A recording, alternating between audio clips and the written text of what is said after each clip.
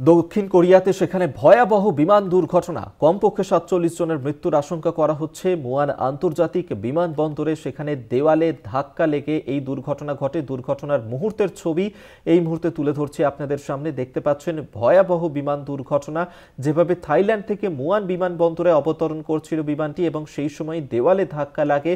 তারপরেই এই মর্মান্তিক দুর্ঘটনাটি ঘটে। ভয়াবহ দুর্ঘটনার ছবি এই মুহূর্তে তুলে ধরছি আপনাদের সামনে। আগুন ধরে যায় জেজু এয়ার ফ্লাইটের ওই বিমানটিতে।